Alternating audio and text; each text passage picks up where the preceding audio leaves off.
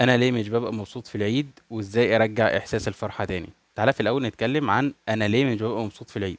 احيانا في العيد في ذكريات بتوجعنا بتتحرك تاني جوانا وتصحى، زي مثلا شخص فقدناه، خناقة اتخانقناها، موقف محرج حصل لنا في العيد، او احساس وحش عشناه في العيد.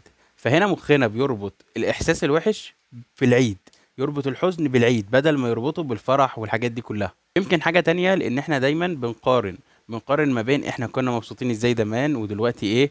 زمان كان في ناس حوالينا ازاي ودلوقتي ايه. زمان كان عندي طاقة دلوقتي لأ، زمان كان حواليا لما إلى آخره. فنعمل غلطة إن إحنا نبدأ ندور على حاجة قديمة ونبدأ ندور على طعم قديم بدل ما نركز على النهاردة ونعيشه زي ما هو. إزاي أركز على النهاردة؟ لازم نفصل ما بين الأعياد اللي قبل كده وما بين الماضي عامة وما بين دلوقتي. مفيش عيد شبه التاني، ونحترم مشاعرنا. وجود ذكرى مؤلمة ممكن يوجعنا، بس مش معناها ان العيد او اليوم كله بقى سيء. ممكن هنا نسأل نفسنا ايه الحاجة البسيطة اللي لو عملتها دلوقتي هتريحني شوية. ارجع للحظة الحالية وركز في التفاصيل الصغيرة: ريحة الأكل، صوت التكبيرات، الهوا، لمة الناس، الهدوء، الضحك، الجو اللي حوالينا. كل مرة بتفصل تفكيرك سواء بقى في ذكرى أو في حاجة قلقان منها من المستقبل وتركز في دلوقتي، عقلك بيهدى شوية.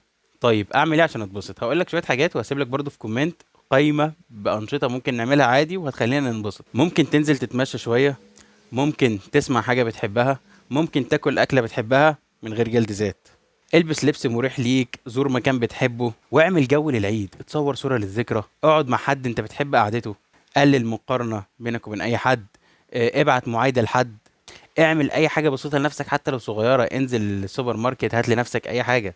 مش لازم تبقى مبسوط طول اليوم ولا لازم تمثل ان انت مبسوط. اعمل شويه الحاجات الصغيره دي وممكن تفرق معاك.